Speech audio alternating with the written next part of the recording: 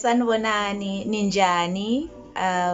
Ngiyalamukela kuhlelo lwethu Indoni Yamanzi. Sesibuyile njalo kuhlelo lethu. Ngithemba beniphilile sonke lesikhathi, niyaphumula emakhaya and imisebenzi ihamba kahle, konke kuhamba kahle, ingane ziphilile, imindeni yonke ikahle, angithi. Okay, so let's just get straight to it. Singakaqala ukukhuluma, angithi siyamukela imoya emihle kule channel, engayenzi ubudlwangudlwangu. Sifuna ukuthula lana, siphila ngokuthula nangothando kulo channel. Yonke into ephikisana nalo kuthula siyayikhipha kule channel, sithi mahambe lo moya. So okay, so namhlanje ngifuna ukukhulula abantu abaningi abadidekileyo emqondweni ngalento le abayibiza bethi i-bitterness, ubuhlungu benhliziyo obenza ukuthi umuntu aze abe nenzondo, inzondo esigxile kakhulu enhlizweni, ne? Not nje labo kuphela, nabantu abalwane le ndaba yokuxolela, ya. Uma uzizwa ingathi kunzima ukuxolela kuwe, ungahlala uzwe ukuthi ngiphethe indaba ezithini namhlanje, angithi. Okay, so mina ngingumuntu othanda ukuxola, ne? Ngaze ungonele kangakanani, ngiyathanda ukuthi ngisheshe ukuxola ngoba ngiyazi ukuthi ukuxola akusinto esilisa umuntu engimxolelayo. Ukuxola into ephilisa mina engixolayo, angithi. So sambe sonke, angithi. So mangithi asixoleni, angichazi ukuthi asixoleni for ukuthi uxolele lo muntu lo okwenze okubi. Xola ukuba wena ukhululeke enhlizweni, angithi. So sixole ukuthi sihlale sijabulile ngoba ma ungaxolanga, ukungaxoli kwenza ukuthi kube nama blockages, kuyavala izibusiso empilweni yomuntu.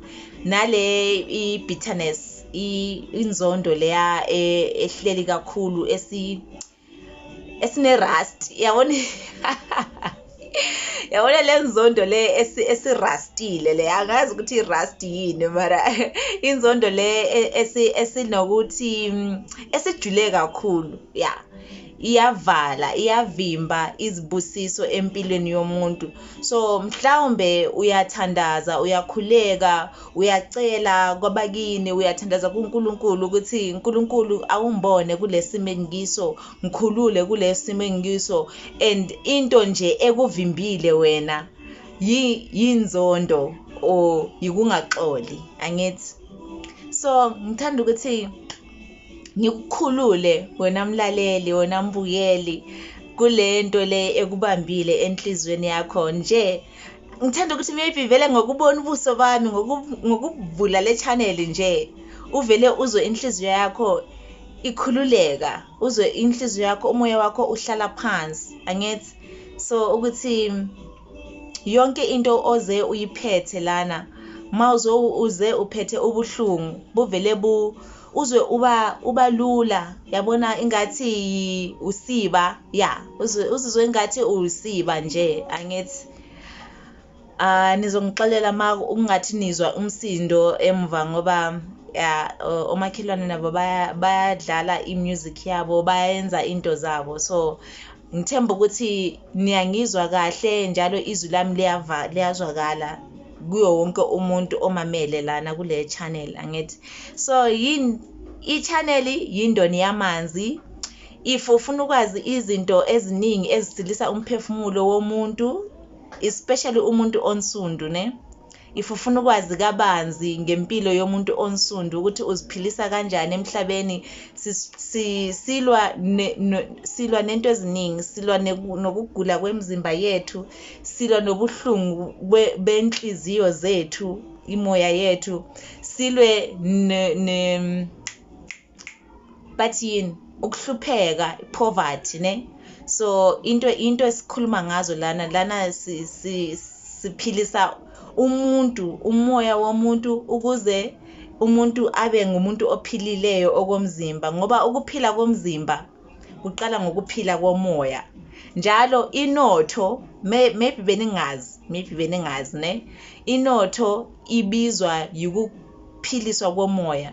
If ungakaphili kahle emoyeni, kunezinto ezingabhlokha nezibusiso zakho ezikumele zilethe inotho yakho emele ize kuwe, angithi?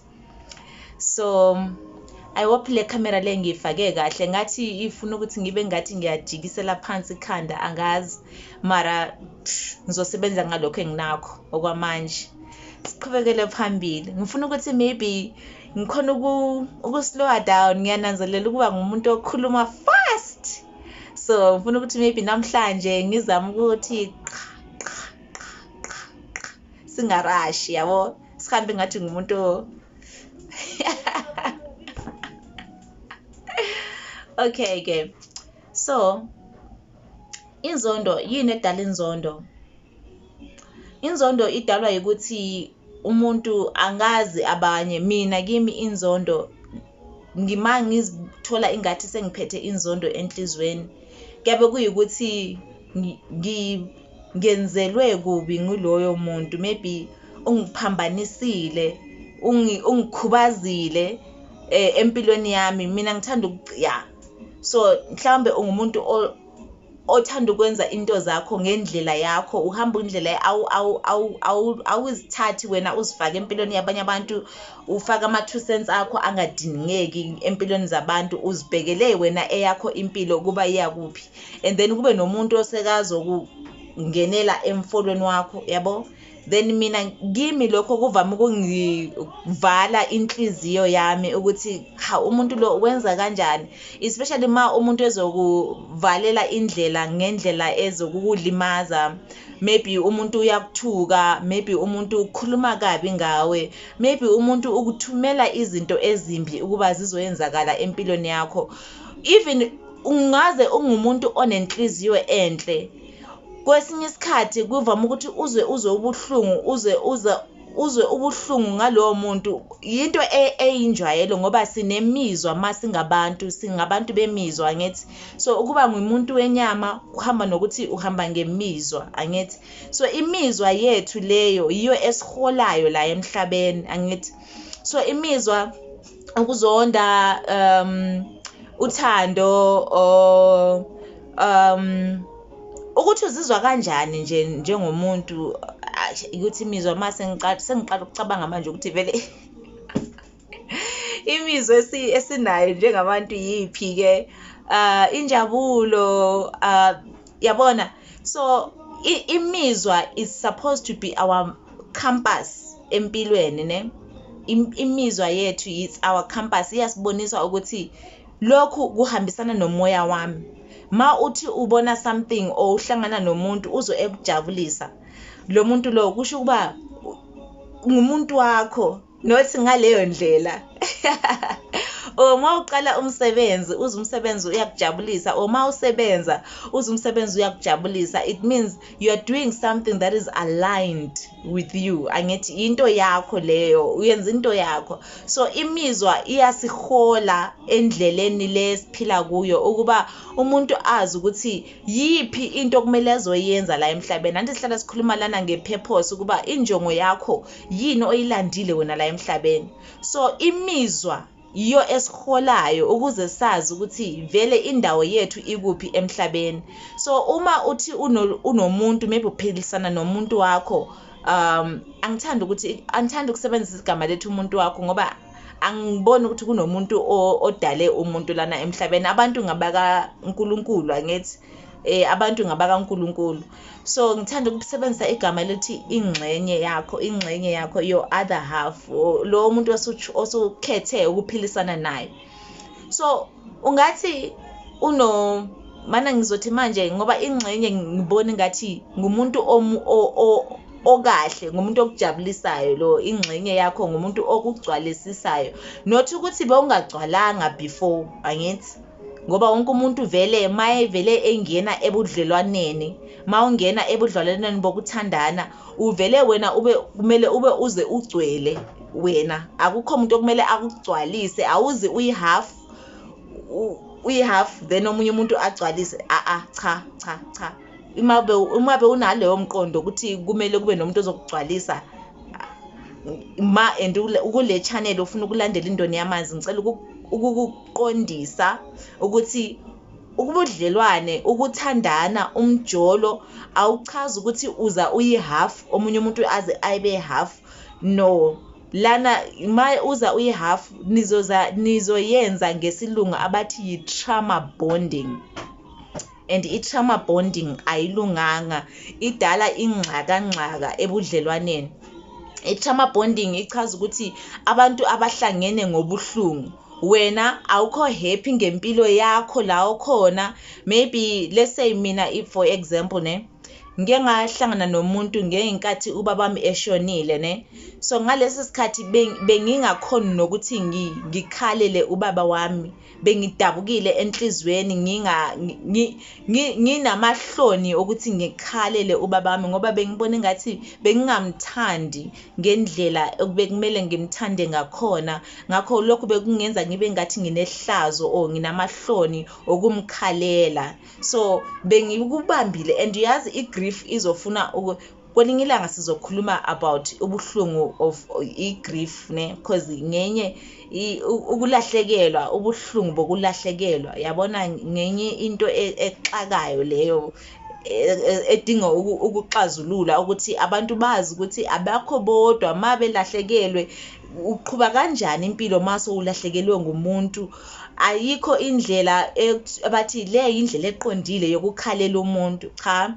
Kodwa okusalayo kwamele ukhale, kumele uyikhiphe lento le engaphakathi kwakho ngoba yibuhlungu. Ubuhlungu buyavala izibusiso, buvala indlela yezibusiso, angithi nakho futhi kwenza ukuthi ungasakhalanga, ungasakhiphanga ubuhlungu lobo, uzoqala ukubona ngokugula komzimba. Ikho kuzodala nale ubuhlungu bengqondo bokuthi bathi usune depression or mental illness ngoba awukhona ukukhipha ubuhlungu ngaphakathi kwakho, angithi. So ngenkathi mina ngilahlekelwe ngubaba wami bengingakhona ukukhala, ngingakhona ukukhipha lobo buhlungu, ngahlangana nomunye ubhuti naye ubekalahlekelwe umshado wakhe, and sahlangana sabona ngathi siyathandana ngoba besihlangana ngobuhlungu, yabona.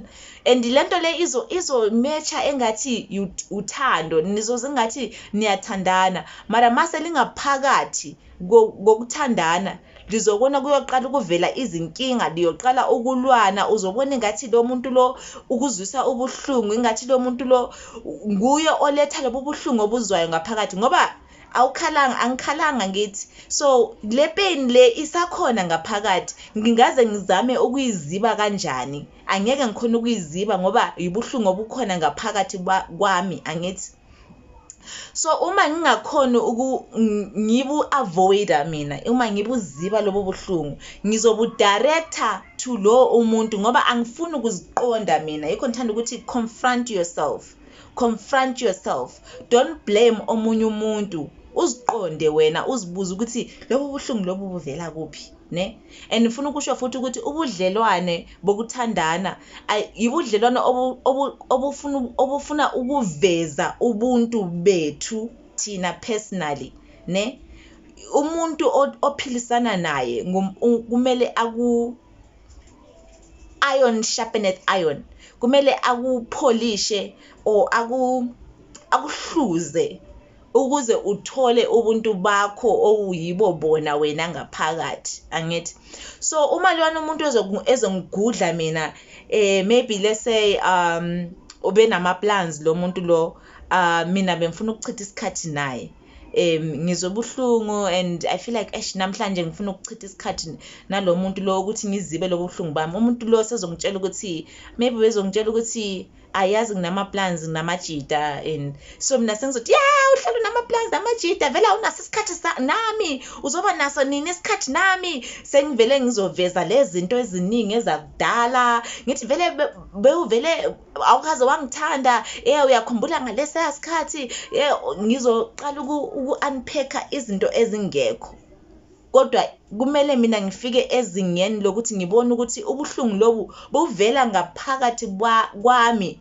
Lobu buhlungu abudalwanga yilowo muntu engikhuluma naye engithi engimblemayo ukuthi nguye ongenza ngizwe lobo buhlungu. Maybe sengiyoqala mina bengithanda ukukhala, so ngiyoqala ukukhala ukuthi vele awungithandi, awufuna ukuchitha isikhathi nami, yonke into oyicabangayo wena ngabajida, awuhlali lana, vele awunaso isikhathi nami. Ayikho njalo lento lena.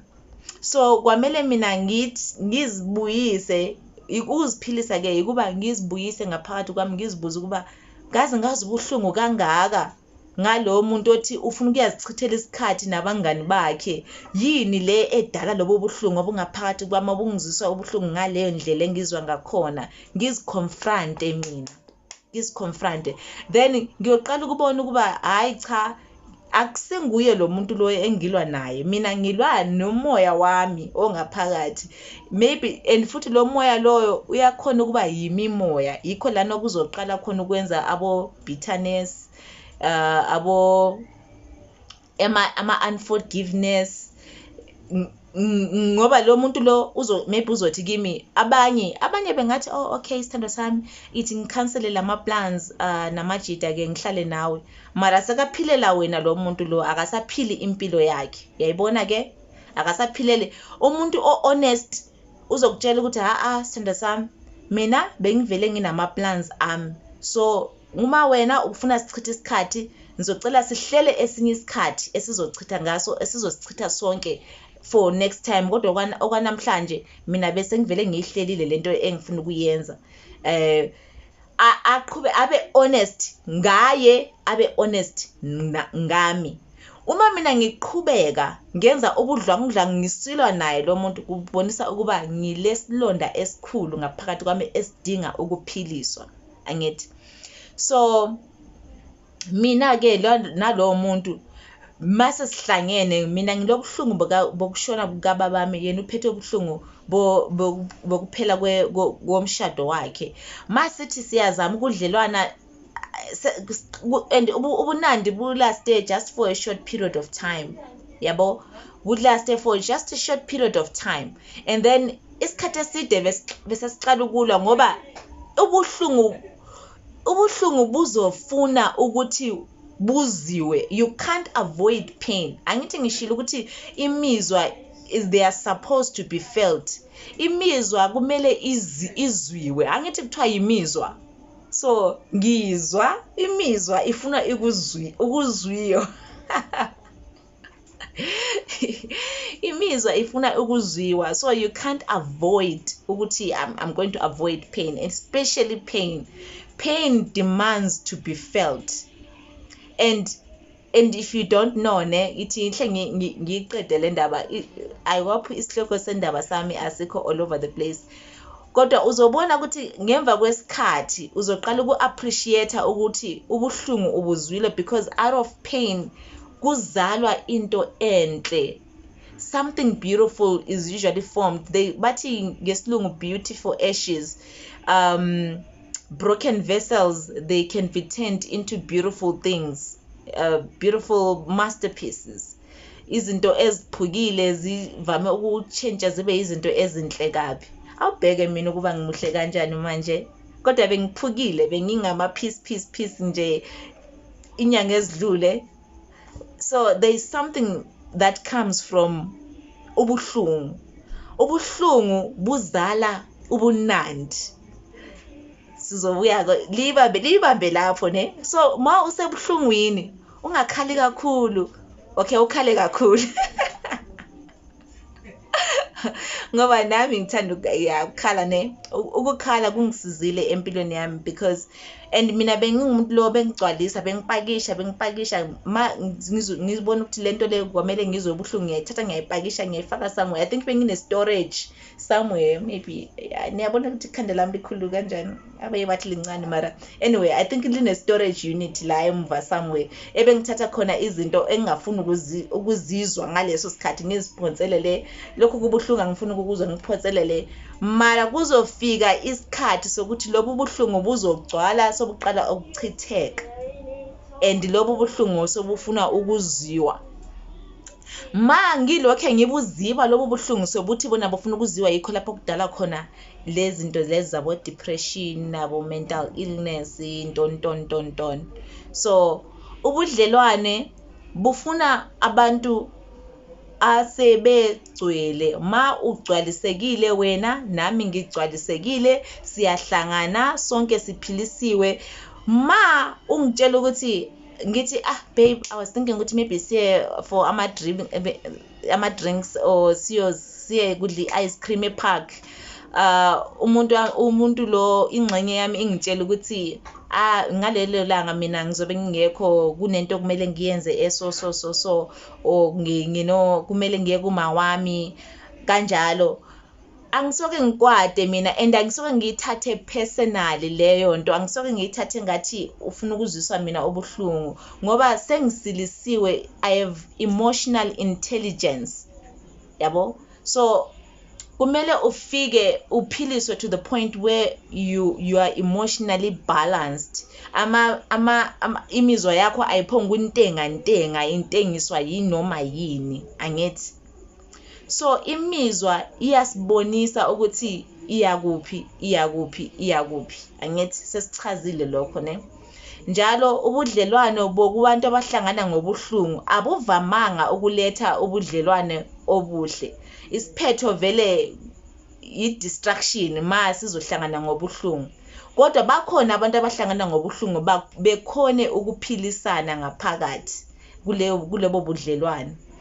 Ngoba ubudlelwano vele bokuthandana ngoba ukuthi abantu beyenzane bebengcono, kumele senzane ngiphume nami sengumuntu ongcono. Ma ngithandana nomuntu kumele kubonakale ukuthi ngiba ngumuntu ongcono ma ngithandana nomuntu, and umuntu engithandana naye ngumuntu ongangidonseli phansi, ngumuntu ongangifiseli okubi uma ngithandana naye. Umuntu othandana naye kumele akufisele okuhle empilweni yakho, engathi ma ekubona ngemva kwakhe ebecenga ukuba angifuni ukuthi aphumelele no. Lapho awukho kubudlelwane nobu right. Hey mina lo engaba nemali eningi uzogcina angibalekela ithi ngenze kanje ukuza. Ubudlelwane abula manipulation, angazi ukuthi kumanipulate yini ngesizulu, mara ubudlelwane obuhle akula kuyenza ukuthi umuntu enze izinto angazifuni ukuzenza ngoba ufuna ukuchaza wena. Ubudlelwane bule balance, it must be balanced, angithi. Sizochaza kabanzi ngobudlelwane ukuthi abantu ubudlelwane bokuthandana bokujola bomshado bunjani, kumele busebenze kanjani. Akusi topic yanamhlanje lena. Ngikhuluma ngabo ubudlelwane ngoba yibo buvame ukwenza imizwa yethu intengantenge nje, ngoba uzizwa ukuthi abantu bathi umjolo uzokunyisa, umjolo uyanyisa, umshado unzima, umshado this, ngoba yikho lana okufezeka khona ubuntu babantu. Yikho lana uzobona khona ukuthi umshado lo ngumshado wangempela ohlelwe ngumdala wezinsuku.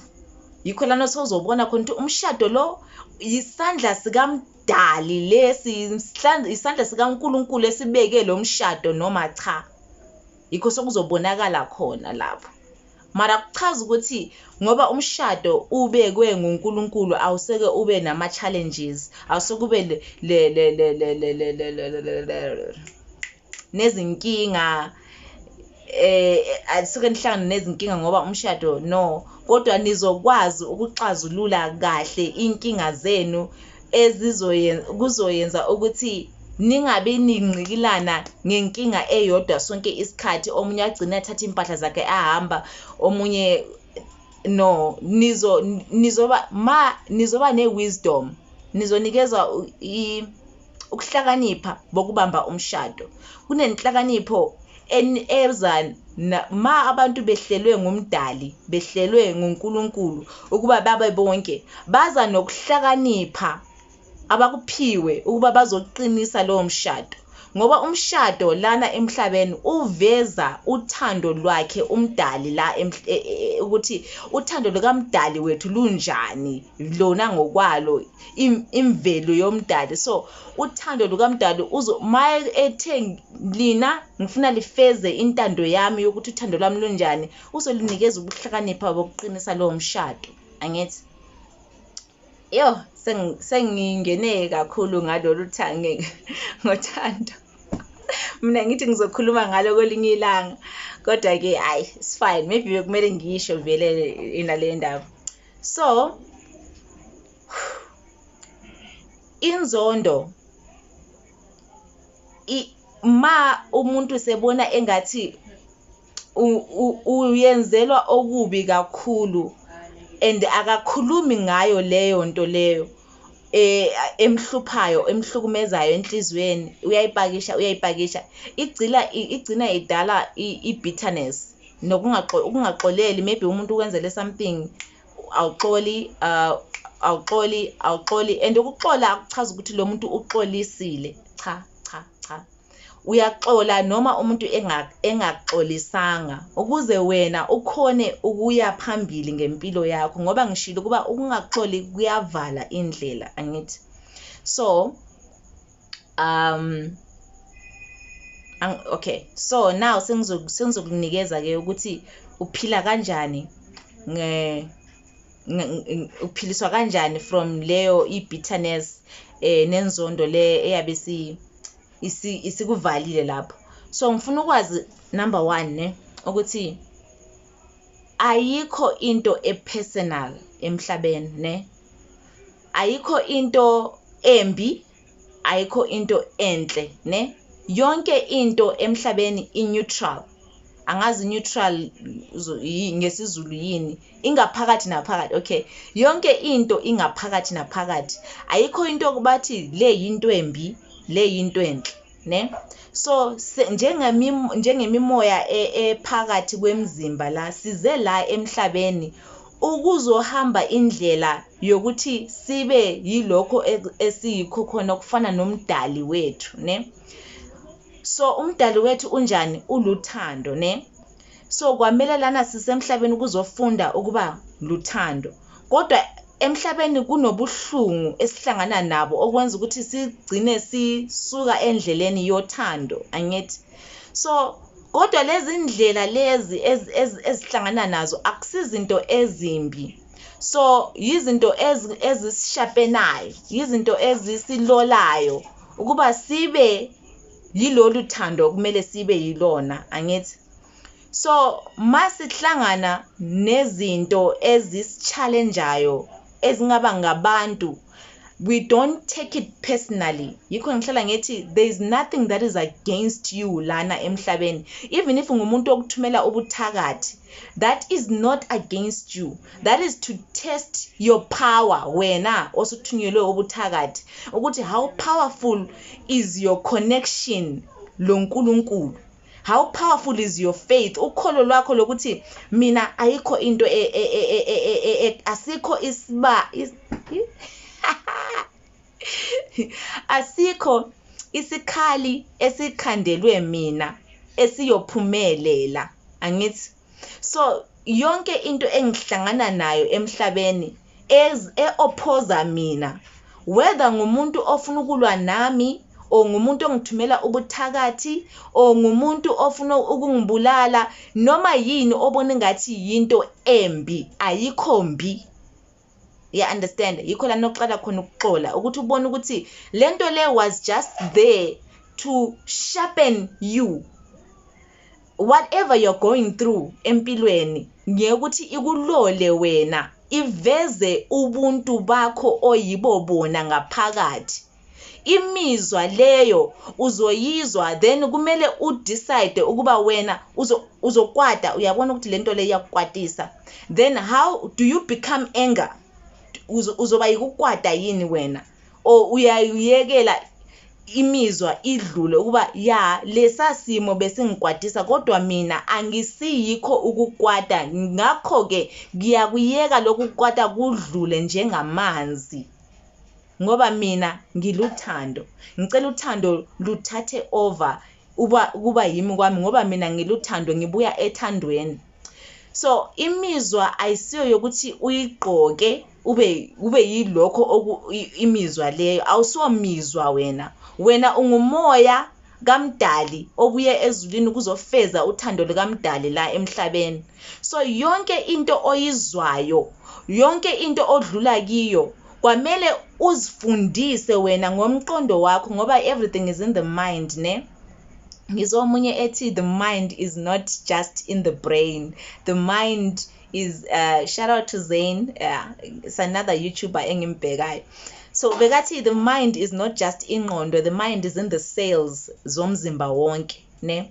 So komele uzitshele wena, allow ukuthi imizwa leyo to just go through emzimbeni and then let it go. Likunelinye saying ngesilungu echaza ukuthi ethi let go and let God. Ibalulekile kakhulu le saying ngoba ithi yeka uyeke uNkulunkulu adile nakho. Angithi so ngiyazi ukuthi sibone ngathi siyonelwa kakhulu la emhlabeni ngabantu abanye asibathandayo, ichomi zethu, izihlobo zethu, imndeno yethu, nabantu esibona ngathi yizitha zethu. Kodwa ngifuna ukuthi mina namhlanje uphume kulomqondo ukuthi lesi isitha sami, lo ulungile, lo akalunganga, ngoba konke okwenzeka la emhlabeni, konke okwenzeka empilweni yami, yabona kule ngoma le kaSifiso Ncwane ethi kulungile Nkosi uma kuyintando yakho, is that umuntu lo uchaza ukuthi lokho okuza kimi Nkosi, I know it's for my good, ne? And if it's for my good, kuzofeza igolide elingaphakathi kwami, the beauty that is inside of me. Ngoba I don't allow isimo to change ukuba mina ngingubani. Don't allow situations to sway you. Don't allow situations to change who you are. So umizwa ayikho wrong. Imizwa ikuchazela ukuthi ma ulo muntu, ngoba bengichazela ukuthi omunye umuntu uyasebenza and umsebenzi wakhe awumjabulisi, then ma uhlala ukwatile usemsebenzini, imizwa yakho yakubonisa ukuthi akusindawo yakho lena, then stop complaining. Yeke ukucomplaina ngalo msebenzi, ufune umsebenzi okujabulisayo. So lana emhlabeni silana ukuzofuna izinto ezihambisana nomoya wethu. Look for something that is aligned to you. Even nabantu esiphilisana nabo, uma umuntu othi ngichomi yakho kodwa uhlala kukhalisa lo muntu lo, ichomi yakho kanjani ekukhalisayo, o yingxenye yakho enjani ekukhalisayo, ngumuntu wakho onjani okuzwisa ubuhlungu sonke isikhathi. So wena injongo yakho la emhlabeni yukuthi ufune indlela yakho, icampus yakho, icampus yilezi ukuthi north, west, south, enyangazi ukuthi south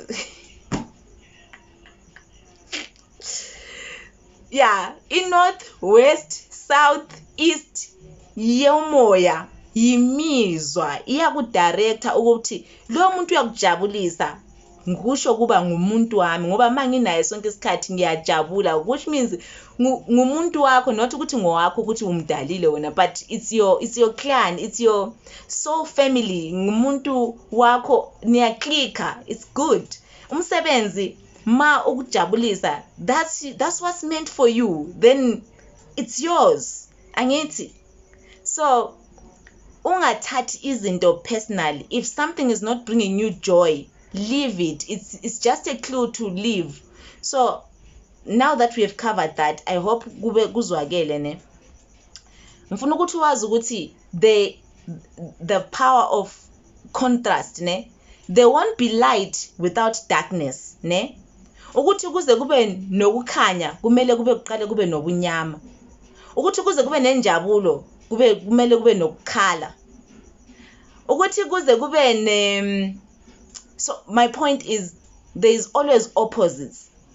Kune pride, kune humility, kune jealousy, kune inspiration.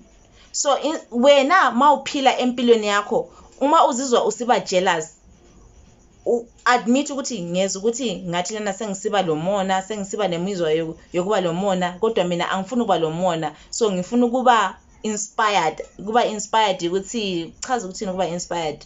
Ngifuna ukuba ukubusiseka ngalo muntu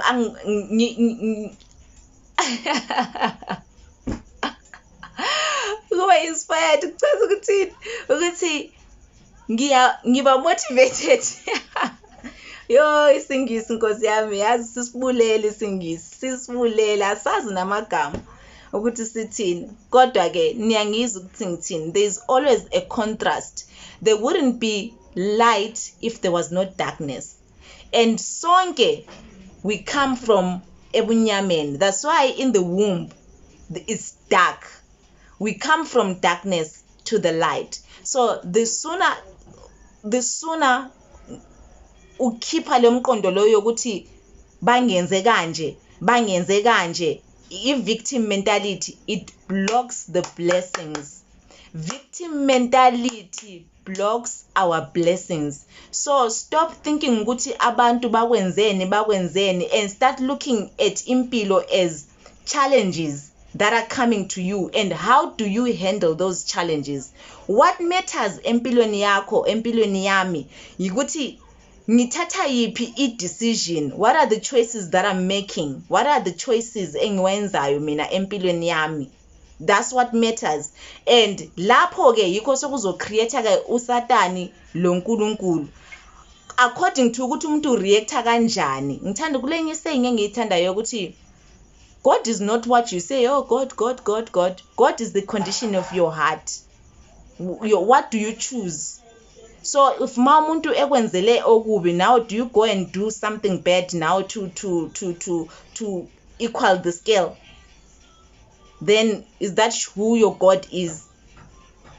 So abantu akuchaza ukuthi uyisilima futhi mawuyeka umuntu mayekwenzele kubi wena umyeke umuntu uza ukuthi umuntu lo uyenze so unithakathile, or umuntu ngishayile, or umuntu wenze something, and then wena you don't do anything, you just go to God ubike and ukhiphe lokho enhlizweni ukuthi mina anginayo yena lenzondo le, ngakho angisuke ngireact ngayo lenzondo le ngoba singuye umuntu enginguyena, angilandanga kuzozonda lana emhlabeni, njalo angilandanga kuzokulwa nomuntu.